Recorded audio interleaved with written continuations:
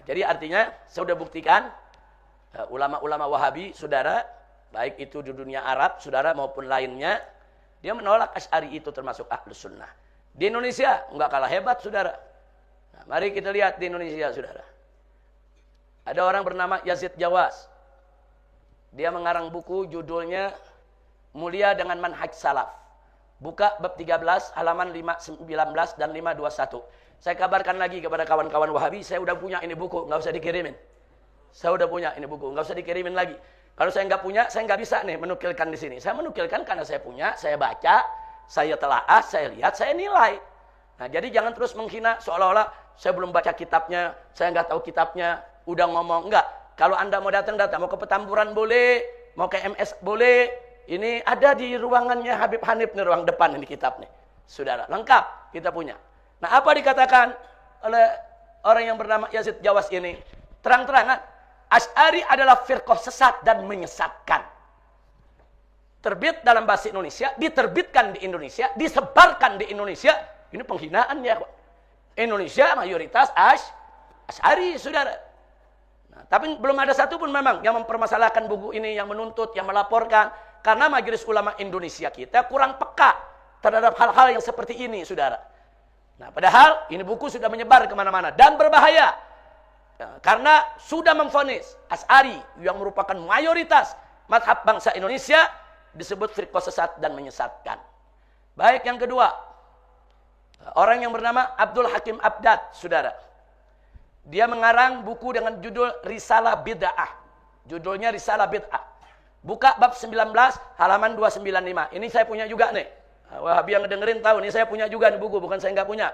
Semua kitab yang saya sebutkan di sini, mau yang bahasa Arab, mau yang bahasa Indonesia, kita punya. Ada di perpustakaan Markas Syariat. Alhamdulillah, perpustakaan Markas Syariat ada 100.000 lebih kitab ya, ikhwan. Yang kecil, yang gede, yang risalah, yang kutub, yang kutaib.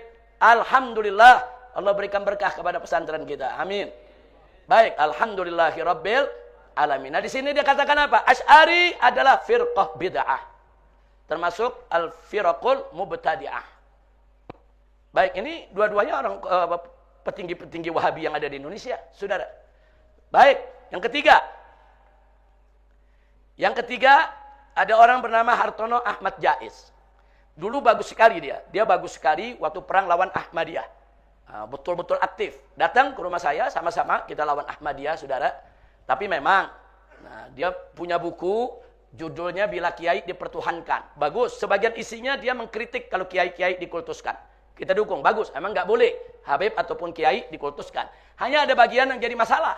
Dia mengatakan Asy'ari bukan Ahlus Sunnah yang dibawa imam yang 4.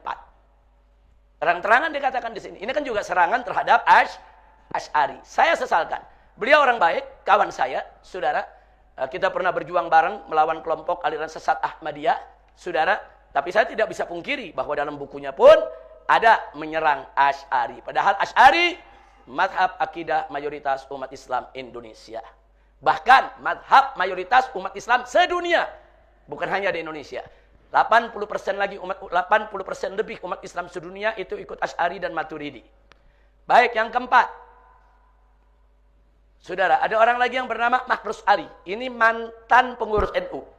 Mantan pengurus cabang NU. Tapi setelah dia keluar dari NU, dia serang NU habis-habisan. Jadi amaliyah NU, saudara, habis-habisan. Beliau ngarang lebih dari 10 buku. Semuanya saya punya. Lebih dari 10 buku dia karang. 10-10-nya itu, saudara, nyerang amaliyah NU yang dikategorikan bid'ah, khurafat, saudara. Kita baca semuanya. Dan kita punya. Nah, apa yang kita mau taruh di sini? Dalam buku-bukunya ini, beliau menghantam habis amaliyah kaum Asy'ariyah dari kalangan NU. Nah, kenapa saya sebutkan Asy'ariyah? Karena memang dalam kitabnya terang-terangan seperti tawassul, tabarruk, itu bukan produk NU. Itu produk daripada Asy'ariyah, saudara. Ulama-ulama Asy'ariyah yang mengajarkan kita bagaimana tawassul, bagaimana tabarruk dan lain sebagainya, diserang habis-habisan. Saudara, ini juga merupakan penyerangan kepada Asy'ari secara tidak langsung. Walaupun yang diserang adalah Nahdlatul Ulama. Tapi yang diserang bukan NU-nya, bukan organisasinya. Tapi akidah Asy'ariyahnya yang ada di NU. Nah, ini berbahaya. Ada, ini buku juga ada di pesantren kita ya, ikhwan. Lengkap. Baik, sekarang yang kelima. Ada orang lagi bernama Firanda Andirja, saudara. Ini Firanda Andirja, saudara. Kemudian ada lagi Khalid Basalama, ada lagi Rafiq Bawazir, ada lagi di sini Riyad Bajri, saudara. Nah, ini melalui rekaman video di YouTube. Jadi nanti tinggal ditulis saja nama orangnya, tulis nama apa temanya, ada keluar di YouTube langsung, saudara. Untuk Firanda terang-terangan menghantam habis tokoh Asy'ari, saudara, khususnya Sayyid Muhammad bin Alwi Al-Maliki. Kita punya guru. Jadi saya punya guru, Abu Sayyid Muhammad bin Alwi Al-Maliki dihantam habis oleh Firanda. Tidak punya akhlak. Dan ini sudah saya jawab. Kalau kita buka YouTube, ada jawabannya tentang serangan dia. Ternyata dia menyerang tanpa baca buku. Dia menyerang kitab mafahim. Ditanya, baca gak buku mafahim? Gak baca. Cuman konon katanya. Nah, ini bukan ilmuwan kalau konon katanya. Nah, kalau kau tidak suka dengan seseorang dan menganggap dalam karangannya ada masalah, baca. Walaupun kita tidak suka. Saya semua ini, saudara, ini buku-buku karangan Yazid Jawal, Abdul Hakim Abdal, Artono, Jais, Marhuzal, saya tidak suka. Saudara, tapi karena saya mau tahu, apa betul dia mengatakan begitu? Apa betul dia menyerang Asy'ari? Apa betul dia mengkafirkan Asy'ari? Ya saya mesti baca. Jangan cuma dengar konon katanya. Habib Rizik katanya buku ini begini, katanya buku ini begini. Enggak boleh. Kalau cuma katanya jangan menilai. Cari kitabnya, baca, buktikan. Di halaman mana dia bicara begitu? Oh iya, benar. Ternyata dia menyerang Asy'ari. Nah, jadi Firanda enggak baca kitab mafahim, saudara langsung nyerang Abuya. Ini namanya kurang ajar. Bukan lagi Qalilul Adab, bukan Adimul Akhlak, Adimul Adab. Bukan lagi Qalil Adab, kurang adab, bukan, tapi Adimul Adab, enggak punya adab. Nah, saya ingatkan kepada dai-dai Wahabi, jangan sembarangan menyerang ulama-ulama Asy'ari. Kau ingin menyebarkan pikiranmu kepada muridmu, mau mengajar, silakan, kita enggak ganggu. Tapi jangan sekali-kali menyerang ulama-ulama kita. Imam Ghazali diserang, Imam saudara Suyuti diserang, ulama-ulama Sufi diserang, dan terakhir Sayyid Muhammad bin Alwi Al-Maliki yang diserang. Baik, kemudian yang keenam diperbaiki itu. Khalid Basalama di buku itu tertulis menggugat Sayyiduna dan Minal Aidin. Bukan itu. Kalau soal Minal Aidin, Khalid Basalama jawabannya bagus. Jadi Ustadz Khalid Basalama ini begitu ditanya, bagaimana Ustadznya di Indonesia? Ada orang kalau lebaran ngucapin taqabbalallahu minna wa minkum minal aidin wal faizin. Dia jawabnya bagus. Saudara, ya, dia katakan itu kalau dianggap sebagai syariat ya bid'ah, karena nggak ada tuntunannya. Tapi itu sebagai kalamun nas, orang mendoakan satu sama lainnya boleh aja, nggak apa-apa. Jawaban dia udah bagus, makanya itu dicoret, bukan itu. Musiknya di situ tertulis nomor 6, Ustadz Khalid punya masalah, yaitu satu masalah saya tuliskan di depan, menyatakan ibu bapak Nabi Shallallahu Alaihi Wasallam adalah kafir. Saudara, Ustadz Khalid Basalama pernah datang ke rumah saya di Mekah pada saat saya hijrah, sedang ribut-ributnya soal ini. Nah, beliau mengatakan, Habib, ini kan saya menyampaikan di Indonesia ribut, Habib. Padahal saya menyampaikan apa yang ada di Sahih Muslim. Saya hanya menjawab singkat, Ustadz, kita bilang. Kita katakan ke beliau, iya memang di Sahih Muslim itu ada yang mengungkapkan ibu bapak Nabi itu kafir. Tapi kan kita mesti lihat mad'u kita ini dakwah di mana. Indonesia ini mazhabnya Asy'ari yang punya keyakinan ibu bapak Nabi itu ahlul fatrah. Jadi dia ahlul fatrah yang la yuhasaban wa la yu'adzaban. Yang tidak dihisab dan tidak diazab. Ini udah keyakinan. Udah mengakar di Asy'ariyah di Indonesia. Tahu-tahu antum secara terbuka ngomong ibu bapak Nabi musyrik masuk neraka. Ya gaduh lah.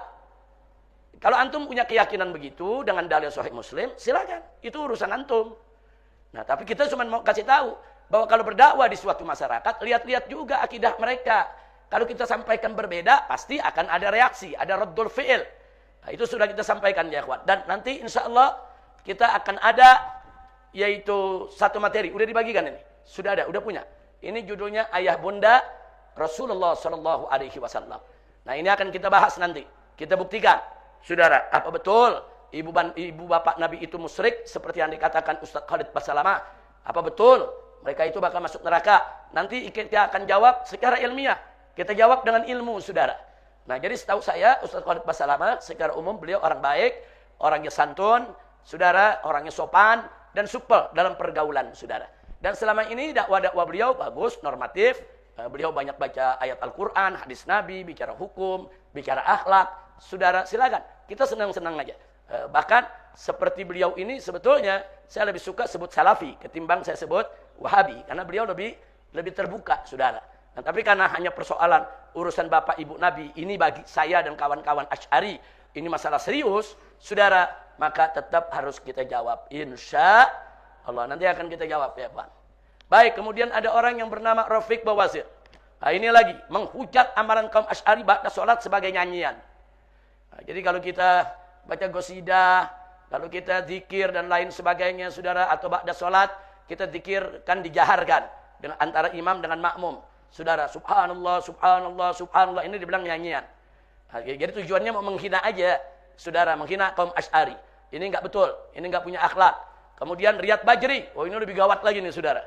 Nah, ini lebih gawat lagi. Apa dia katakan? Demo siapapun sesat. Orang kalau demo itu sesat dan halal darahnya. Serta dikatakan hajar siapapun memusuhi Wahabi. Ini menarik. Dia bicara begini ketika ada 212. Aksi 212 di Monas, dia katakan itu demo itu bukan syariat. Itu demo sesat menyesatkan, halal itu darah mereka ditumpahkan. Nah, ini jadi ini Wahabi-Wahabi begini nih, yang gawat nih. Ini Wahabi takfiri. Wahabi yang suka mengkafir-kafirkan sesama muslim.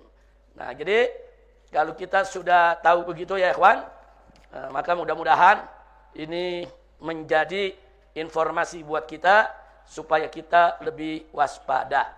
Baik. Berikutnya, masih belum selesai ini soal Wahabi, belum selesai.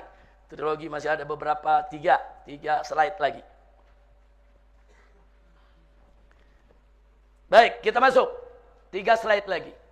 Ini yang tadi saya sebutkan. Muktamar Aswaja di CES-nya tanggal 25 Agustus tahun 2016 menerangkan tentang madzhab ahli sunnah wal jamaah.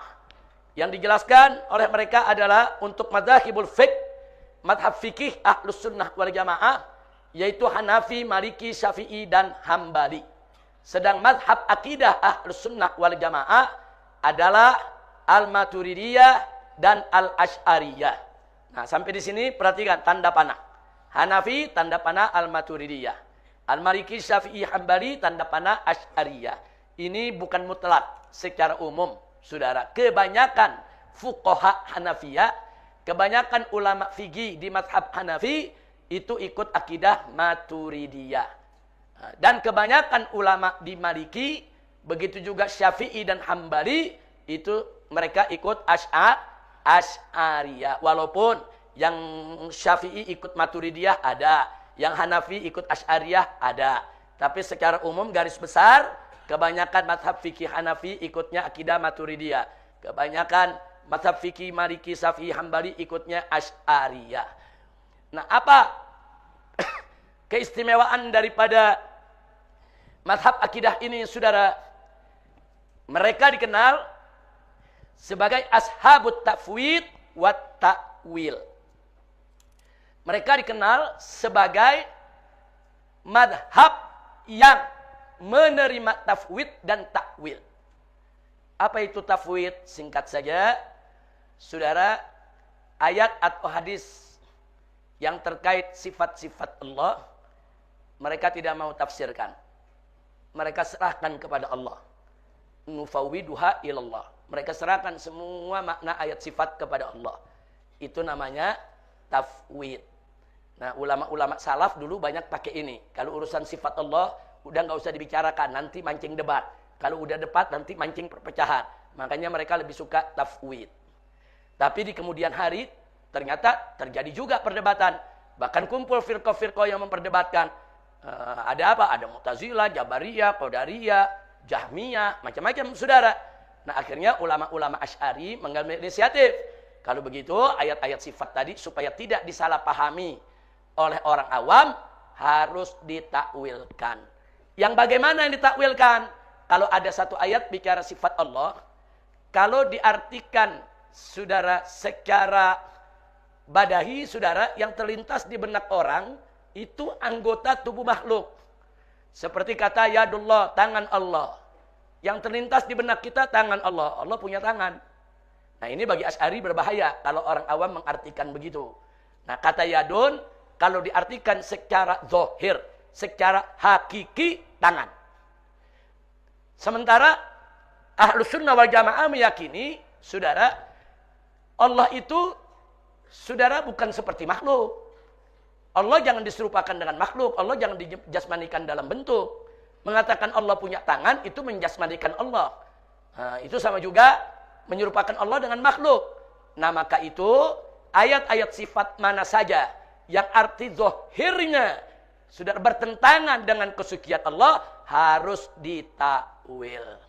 Maka disebut, saudara, ayat tadi, lafaz tadi sebagai lafaz majazi. Kalau orang Indonesia bilang kata kiasan. Jadi yad di situ maksudnya bukan tangan, tapi yad di situ kekuasaan atau kekuatan. Yadullah, kekuasaan Allah. Yadullah, kekuatan Allah. Karena dalam bahasa Indonesia pun, tangan kadang-kadang artinya kekuasaan. Urusan ini ada di tangan presiden. Urusan ini ada di tangan menteri. Urusan ini ada di tangan Pak Lurah, saudara. Jadi katakan urusan itu ada di tangan. Maksudnya ada di mana? Kekuasaan. Memang kata tangan bukan hanya dalam bahasa Arab. Dalam bahasa selain Arab pun, kadang-kadang digunakan untuk arti fisik tangan. Kadang-kadang digunakan untuk arti kekuatan atau kekuasaan. Nah, kata yadullah, saudara, ditakwilkan oleh Ahlus Sunnah dengan kekuatan atau kekuasaan Allah. Untuk apa? Tanzihan lillah. Untuk mensucikan Allah. Jangan sampai disifatkan dengan sifat yang tidak layak. Itu disebut takwil. Tapi takwil nggak boleh sembarangan. Ada kaidahnya. Harus betul-betul sesuai dengan bahasa Arabnya. Apa betul?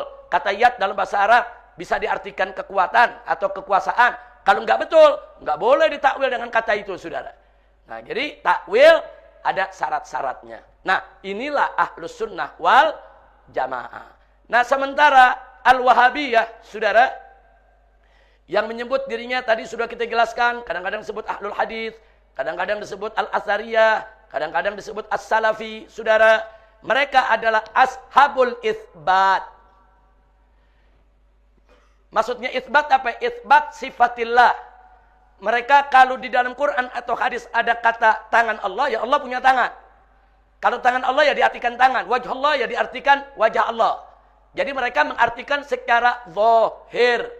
Semua Wahabi mengartikan secara zahir, saudara. Nah, ini bagi Ahlus Sunnah bisa mengarah kepada tasbih dan tajassim.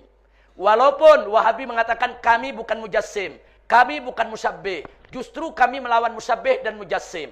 Tapi keyakinan mereka Allah punya tangan, punya kaki, punya wajah dan seterusnya, yu'addi, itu bisa mengantarkan kepada sikap tasbih dan tajassim. Oleh karenanya Wahabiyah tidak dimasukkan dalam kelompok Ahlus Sunnah wal Jamaah.